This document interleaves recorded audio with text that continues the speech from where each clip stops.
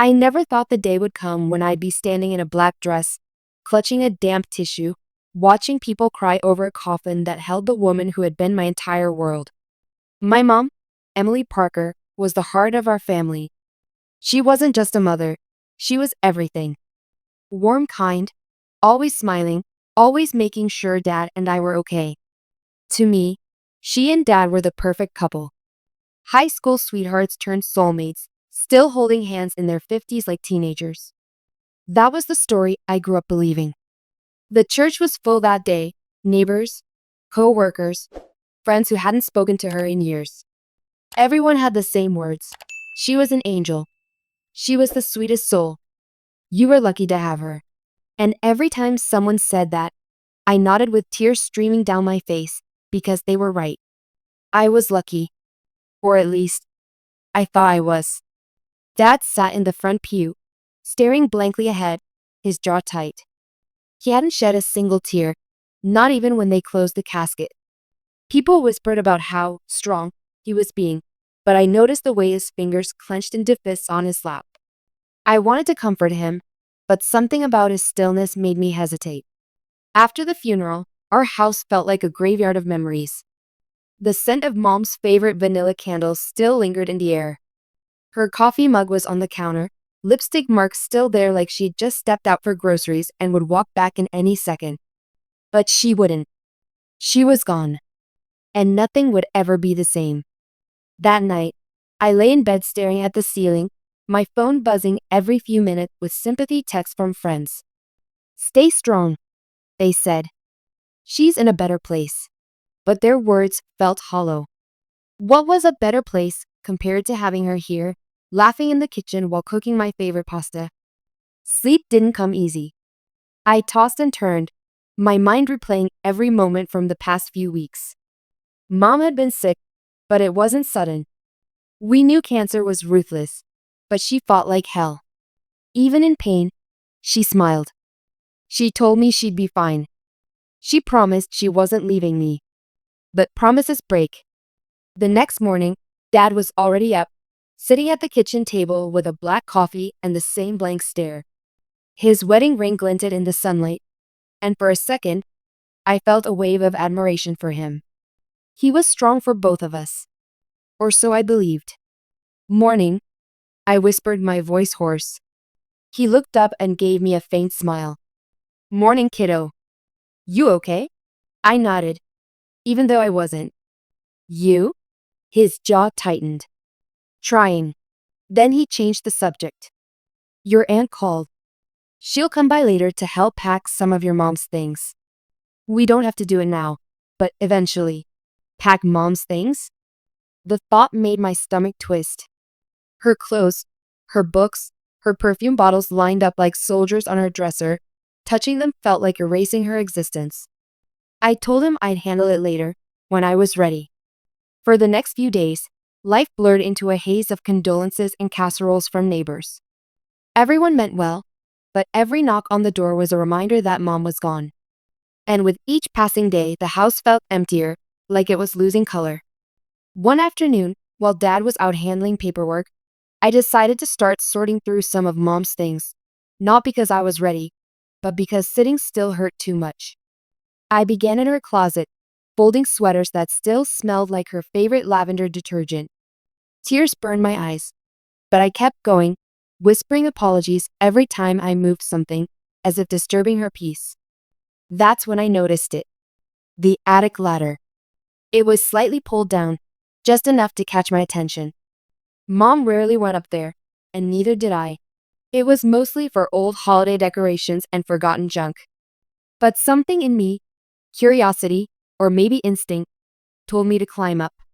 The air was thick with dust as I pushed myself into the cramped space. Cobwebs clung to the corners, and boxes were stacked high like silent sentries. I started looking through them absent-mindedly, Christmas ornaments, photo albums, old school projects. Nothing unusual. Until I saw a small wooden box pushed far into the corner, almost hidden under a pile of blankets. It was different from the others. Heavy. Polished.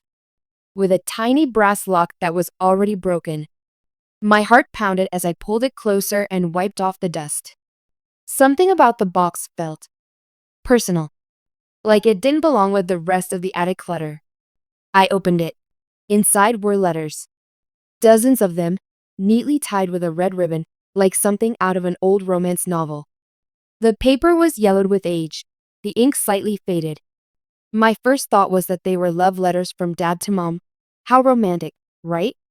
But when I picked one up and unfolded it, my blood ran cold. My dearest Emily, I miss the sound of your laugh. Every day, I wish things were different so we could be together. But you know we can't risk it, not now. Not when he's watching. I froze. My stomach dropped. He's watching? Who was he? And who wrote this? Because it wasn't Dad. The handwriting was unfamiliar, loopy, almost elegant. And the signature at the bottom made my hands tremble. Daniel. Daniel? Who the hell was Daniel? I read another, and another, each one more intimate than the last. Words dripping with longing, passion, and guilt. They talked about secret meetings, stolen moments, dreams of running away. And over, the same plea. One day, Emily. One day, we'll be free. My breath hitched. My chest felt tight, like I couldn't get enough air. Mom, my mom, the woman who always preached honesty and loyalty, had been having an affair? For years? And Dad. Did he know? Was that why he looked so cold at the funeral? The perfect picture of my family, the one I clung to my entire life, shattered in an instant. I sat there in the attic surrounded by dust and lies, clutching those letters like they might burn me. Part of me wanted to throw them away, pretend I never saw them. But I couldn't, because deep down, I needed to know everything. Who was Daniel? How long had this been going on? And why? Why would Mom do this to us? I didn't have answers yet. Only questions that felt heavier than the box in my lap. And as I tucked the letters back and closed the lid, one thought consumed me. My mom wasn't the person I thought she was. And if these letters were true, then everything I believed about my family was a lie. And that was just the beginning.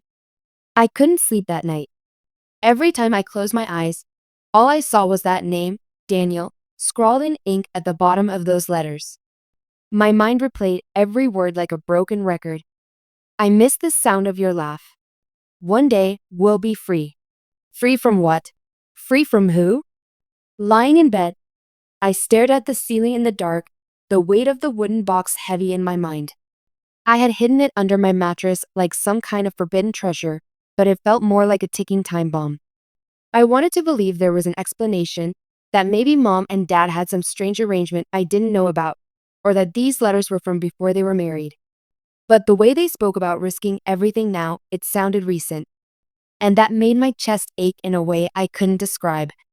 Because if Mom was living a double life, what else didn't I know about her? About Dad? About us? The next morning, Dad was at the kitchen table again, staring at his coffee like it held the answers to the universe. His face was pale, dark circles under his eyes. Morning, I said cautiously.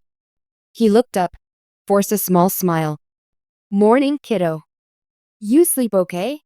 I lied. Yeah. He nodded but didn't push. We sat in silence, the only sound the clinking of his spoon against the mug. I wanted to ask him about Daniel right then. Just blurted out. Hey Dad, did you know Mom was writing love letters to someone else? But the words stuck in my throat like shards of glass. Instead, I asked something safer.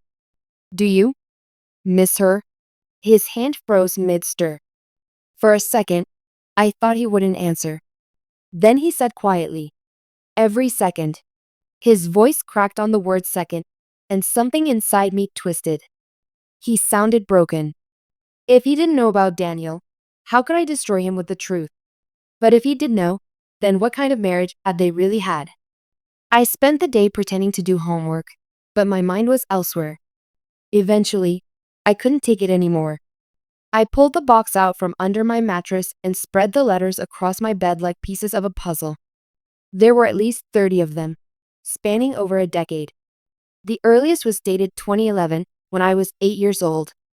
My parents were celebrating their 15th wedding anniversary that year. I remembered balloons, a cake, Dad giving Mom a necklace. I remembered thinking they were the happiest couple alive. And yet, while I was eating cake in the living room, Mom was writing to Daniel about how she dreamed of running away. I read letter after letter, my stomach churning with every sentence. Daniel wrote about places they wanted to visit together, songs that reminded him of her. He called her his light, his reason to breathe. And she wrote back in ways that made my face burn, words I never thought my mom would write. But what struck me most were the references to him. He suspects something. I can't let him find out, Daniel. If he ever knew, he'd take everything from me. Was she talking about Dad? Did he know? Or was this some paranoia? And then there was the most chilling line I found in one of the later letters, dated just a year ago. If anything happens to me, promise me you'll never tell her the truth. She doesn't deserve this pain. Her. That had to be me. Don't tell her the truth. The words hit me like a punch in the gut. What truth? That Mom was unfaithful? Or something worse? My hand shook as I read the last letter in the stack. It wasn't signed Daniel. It wasn't signed at all. It just said, "It's over. We can't do this anymore. Please stop writing to me." The date on that one? 2 months before Mom died. I sat back, my heart pounding so hard it hurt. So they ended it before she passed. But why? Did Daniel walk away because he was tired of waiting? Or because Mom told him something? I needed answers. And I knew where to start. By finding out who Daniel was. The first thing I did was check Mom's phone. It was in the drawer where Dad had put it after the funeral. My hands trembled as I unlocked it. Thankfully, I knew her passcode. But when I opened her messages and contacts, there was nothing. No Daniel. No suspicious texts. Not even a random number. Either she deleted everything, or they never used their real names. Next, I tried her email. Same story, clean as a whistle. It was like she'd scrubbed her entire digital life. The only trace of Daniel existed in those letters. Frustrated, I turned to the letters again. Most of them were handwritten on plain paper, but a few were on stationery from a place called Maplewood Inn. I Googled it. It was a small bed and breakfast about 30 miles from our town. My stomach lurched. Did they meet there? Before I could spiral further, I heard the front door open. Dad was home. I shoved everything back into the box and slid it under the bed just as he called, "You hungry?" I picked up Chinese. I forced a smile when I saw him, but inside, I was shaking. I sat at the table, pushing lo mein around my plate, while he told me about meeting with the lawyer to finalize Mom's life insurance. I nodded at the right times, but my brain was screaming. Life insurance. Funeral bills. Letters from a lover. A mom I didn't recognize. After dinner, I went back to my room and stared at the ceiling again. One thought kept replaying in my head, louder and louder until it drowned everything else out. I have to find Daniel. Not just because I needed to know the truth, but because part of me hated him. Hated that he stole pieces of my mom I thought belonged to us. But another part of me feared something darker. What if Daniel wasn't just some guy who broke my family apart? What if Daniel knew something about Mom's death? The doctor said it was the cancer. That she just slipped away. But now, with every secret I uncovered, I couldn't shake the feeling that maybe, just maybe, that wasn't the whole story. And I was about to find out how deep this rabbit hole went. The next morning, I woke up with one mission: find Daniel. The name pulsed in my mind like a heartbeat. I couldn't sit still. I barely touched my breakfast, barely heard Dad asking if I was okay. My head was already spinning with possibilities. As soon as he left for work, I went back to the attic, grabbed the wooden box, and spread the letters out again on my bed like crime scene evidence. There had to be something I missed, a detail, an address, anything. That's when I noticed something I hadn't before. On the back of one of the envelopes, in the faintest pencil marks, there was a set of numbers. 14th July 2002. At first, I thought it was a date, but it didn't line up with the letter. It was from 2017. Maybe it was a code or a locker combination? I shoved the thought aside for later because I found something even better. One letter, written in flowing cursive, mentioned, "I can't stop thinking about that weekend at Maplewood. You said it was the first time you truly felt free." Maplewood. That same name on the stationery. I googled it again. Maplewood Inn, small, cozy, a romantic getaway for couples. My stomach churned. Did my mom really sneak away to this place? Did she lie about going to those yoga retreats she told us about? I decided to call the inn. My hands trembled as I punched in the number. When a sweet old lady answered, I panicked and blurted out, "Hi, I'm doing a memory project for my mom, Emily Parker. She used to stay there. I was wondering if you had any old guest records?" There was a pause. Then she said, "Oh honey, we don't usually share that information. Privacy and all." My heart sank. "Please." She passed away recently. I'm just trying to piece things together. It's important. The woman sighed softly. "Hold on." I heard papers shuffling. Then she said, "Yes, I see an Emily Parker stayed here a few times. Always booked under her name. Last time was about a year ago. Checked in with a Daniel Rivers." Daniel Rivers. There it was. The full name. "Thank you," I whispered, my voice barely steady. "You're welcome, dear." She seemed like such a lovely woman. Always brought flowers when she left. So kind. I hung up and stared at the wall, my pulse racing. Daniel Rivers. I repeated the name over and over until it felt burned into my brain. I opened my laptop and searched him on every platform I could think of: Facebook, Instagram, LinkedIn. Finally, I found him. Daniel Rivers. Age 45. Lives in a neighboring town, just 20 minutes away. His profile picture showed a man with salt and pepper hair, sharp jawline, and eyes that looked too kind for someone who destroyed my family. Married, according to his bio. With 2 kids. My stomach twisted into knots. He wasn't just some fling. He had his own family, which meant my mom was part of a double betrayal. I stared at his smiling family photo for a long time. His wife looked happy. His kids looked perfect. Did they have any idea? Or were they living the same lie I had been living my whole life? My hands shook as I clicked through his posts. Pictures from vacations, birthdays, anniversaries. All the while, he was writing letters to my mom, telling her he loved her, dreaming of a life together. How could he do that? How could she do that? I wanted to message him right then. Scream at him. Demand answers. But something stopped me. Maybe it was fear of what I might learn. Or maybe it was because, deep down, I wasn't sure I wanted to blow up someone else's life without knowing the full truth. But I couldn't sit on this forever. So I did the next best thing. I wrote down his address. I didn't know what I was going to do with it yet, but having it felt like power. Just as I closed my laptop, I heard the front door open. Dad was home early. "Hey kiddo," he called. "You around?" I shoved the letters back in the box and stuffed it under my bed just as he walked in. "You okay?" he asked, scanning my face like he could read my thoughts. "Yeah," I lied, forcing a smile. He studied me for a second too long, then nodded slowly. "Listen, we should talk about Mom's things. Maybe this weekend we can go through the rest together." The thought made my throat tighten. "Sure," I whispered. He lingered in the doorway, like he wanted to say more, then sighed and walked away. I watched him go, my heart pounding because I realized something. He looked different. Tired, yes, but something else too. Almost. Wary. Like he was hiding something. And then it hit me. The letters. The references to, he suspects something.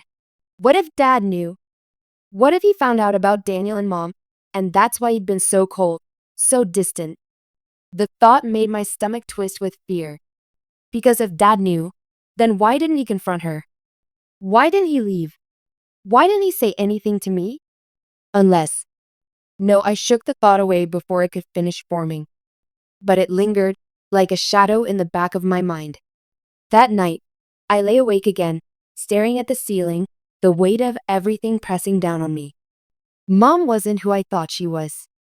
Daniel was real. And Dad, God, Dad, what if he wasn't who I thought he was either?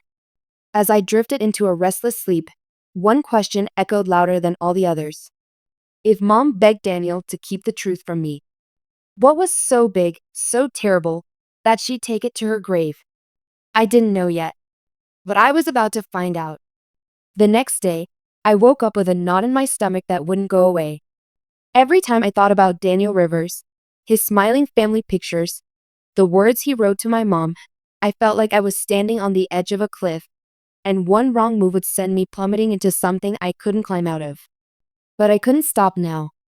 I needed answers, no matter how ugly they were. So that afternoon, I grabbed my jacket, slipped the piece of paper with Daniel's address into my pocket, and told Dad I was going for a walk. He didn't question it. He barely looked up from the stack of bills and papers spread across the kitchen table. I hated lying to him, but I told myself this was for both of us. The drive to Daniel's neighborhood felt surreal, like I was living someone else's life. Every street I turned onto made my heart pound harder. His house wasn't far, just a nice, suburban home on a quiet street with trimmed lawns and kids' bikes scattered in driveways. Normal. Ordinary. The kind of house that hides secrets behind white picket fences. I parked a few houses down and sat there, gripping the steering wheel so tight my knuckles turned white. I didn't even know what my plan was. Knock on his door and say what? Hi, I'm the daughter of the woman you had an affair with for years. Mind telling me why? Before I could chicken out, the front door opened. And there he was. Daniel Rivers. Taller than I expected, with that same salt and pepper hair from his profile picture. He wore a navy button-down, sleeves rolled up, like he'd just gotten home from work. And then, a little girl ran out and hugged his leg. His daughter. Maybe 6 or 7 years old, with big brown eyes and a smile that made my chest ache. Because this man, this stranger, was living a double life, and his family had no idea. Just like me. I watched as he lifted her into his arms, kissed her cheek, and carried her back inside. The door closed, and I sat there frozen, staring at the house until my eyes blurred with tears. I couldn't do it. Not yet. I couldn't break that little girl's world apart without knowing everything first. So I started the car and drove away, my hands trembling on the wheel. But as much as I wanted to forget what I'd seen, it only made the questions louder. How could my mom love that man enough to risk everything? And what was the truth she didn't want me to know? When I got home, Dad was still at the table, sorting through papers. He looked up when I walked in, his face lined with exhaustion. You okay? He asked. Yeah, I lied again. But then, something in me snapped. I couldn't keep pretending everything was fine. Dad, I said, my voice barely steady. Can I ask you something? He put the papers down slowly. Of course. I hesitated, my heart pounding so hard I could hear it in my ears. Did you ever think Mom was hiding something? For a split second, something flickered across his face so fast I almost missed it. Then his expression hardened. Why would you ask that? I don't know, I said quickly, my pulse racing. I keep wondering if there was something she didn't tell us. He stared at me for a long moment, his jaw tightening. Then he said, Your mother was the most honest person I ever knew. Don't let grief make you doubt that. His voice was sharp, sharper than I expected. I swallowed hard. I wasn't doubting her, I whispered. But I was. And now, I was doubting him too. That night, after Dad went to bed, I pulled the letters out again. I read them over and over, searching for clues. My eyes burned from exhaustion, but I couldn't stop. That's when I noticed something new, something that made my blood run cold. On one of the oldest letters, tucked in the margin, was a name. A single word, almost like an afterthought. Claire. Who was Claire? At first, I thought maybe it was someone Daniel mentioned, but then I realized it was in Mom's handwriting, like a note to herself. I grabbed my phone and Googled Daniel Rivers Claire. After a few scrolls, I found it, an old article from the local news about a charity gala. The caption read, Attorney Daniel Rivers and his wife, Claire Rivers, attend annual fundraiser. My heart sank. Claire wasn't just a random name. She was his wife. And Mom knew about her. She wrote her name like she couldn't forget it, like it haunted her. I felt sick. This wasn't just an affair. This was a triangle of lies, and Mom was in the middle of it for over a decade. I shoved the letters back in the box, but one slipped out and fluttered to the floor. I picked it up and froze. Because this one wasn't like the others. It wasn't a love letter. It was a warning. Emily, you have to stop. He knows. If you keep writing to me, I can't protect you anymore. This is bigger than us now. He knows. Who was he? Dad? Or someone else? And what did Daniel mean by bigger than us? My hands shook as I read the last line. If anything happens, don't trust anyone, not even him. Not even him. My stomach flipped. Did that mean Dad? Or Daniel himself? I didn't sleep at all that night. I lay there staring into the dark, clutching the letter like it was a lifeline. Because suddenly, this wasn't just about an affair. It wasn't just about broken vows or hidden love. It was about danger. And if Mom was scared enough to keep this secret from me, then maybe she didn't just die from cancer. Maybe someone made sure she never told the truth. By the next morning, I knew one thing for sure. I couldn't keep this to myself any longer. The warning in that last letter haunted me like a whisper in the dark. Don't trust anyone, not even him. Not even who? Dad? Daniel? Both? My heart felt like a vice was crushing it. Every time I looked at Dad, I saw the man who taught me how to ride a bike, who tucked me in when I had nightmares. But now, I couldn't shake the image of him reading those letters and doing something terrible, to make sure Mom stayed quiet. I needed answers. Real ones. So I did something reckless. I drove back to Daniel Rivers' neighborhood. This time, I didn't park down the street. I parked right in front of his house. I sat there for what felt like forever, rehearsing what I was going to say. My hands were sweating so much I had to wipe them on my jeans. Finally, I got out and walked to the door, my legs trembling. Before I could second guess myself, I rang the bell. The door opened, and there he was. Daniel Rivers in the flesh. Older than his pictures, but still sharp, still carrying himself like someone who didn't expect his world to collapse on a random Thursday afternoon. Yes, he said, polite, guarded. My mouth went dry. I'm Emily Parker's daughter. His entire body froze. For a second, I thought he might slam the door in my face. Instead, he stepped out onto the porch and shut it behind him. His voice was low, urgent. What are you doing here? I found your letters. I blurted out. I know about you and my mom. His jaw clenched. He glanced back at the door, then at me. You can't be here. If Claire. I don't care about your wife. I snapped, my voice breaking. I care about my mom. She's dead, and I don't even know who she really was because of you. He flinched like I'd hit him. For a moment, I saw something in his eyes. Pain, guilt, maybe both. Then he sighed, running a hand through his hair. I loved your mother, he said quietly. More than I've loved anyone in my life. The words made me sick. Then why did she die with secrets? Why was she begging you not to tell me the truth? His head snapped up. You saw that letter? Yes. My voice was shaking. What truth was she talking about? He hesitated, and that hesitation told me everything. Whatever it wasn't small. Finally, he said, this isn't something I can explain in 5 minutes. Not here. Too many ears. Meet me tonight, 7 o'clock, Maplewood Inn. Room 3. I'll tell you everything.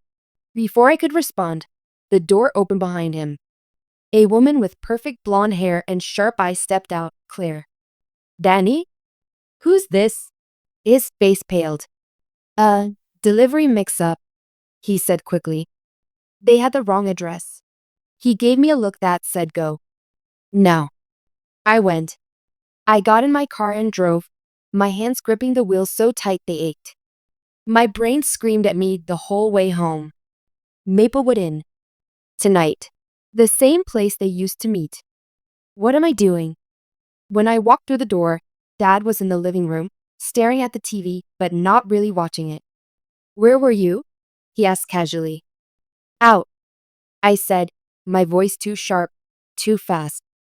His eyes narrowed just slightly, and for a second, I wondered if he could see everything in my head, the letters, the affair, the meeting tonight.